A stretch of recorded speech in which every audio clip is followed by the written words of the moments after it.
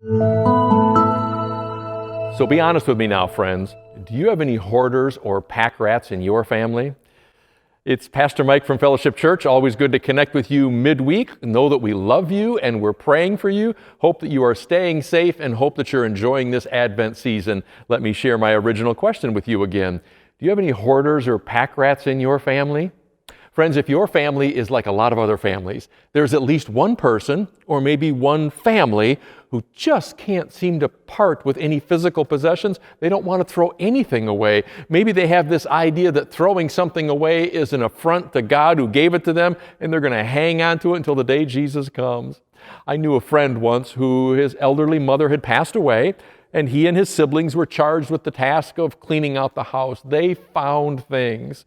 They found trinkets, boxes and boxes of trinkets. They even found boxes of used baggies and tinfoil. I'll tell you, if we ever have another pandemic and we start running short on baggies and tinfoil, they'll be all set. But friends, some of us tend to hang on to things a lot longer than we should. And it's possible to be a hoarder or a pack rat in a physical sense. It's also possible to be a hoarder or a pack rat in an emotional or spiritual sense.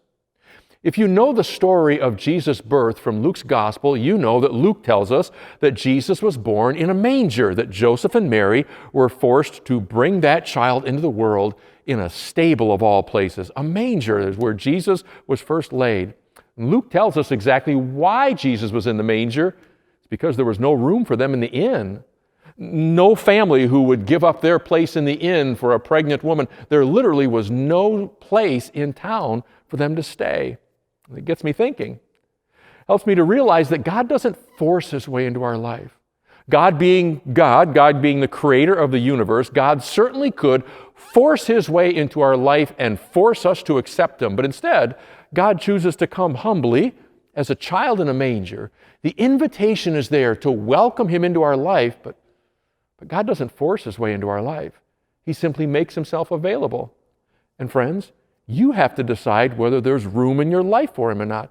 In fact, here's something I've learned about people over the years. Your relationship with God, your walk with Jesus, is absolutely dependent upon your ability and your willingness to make room.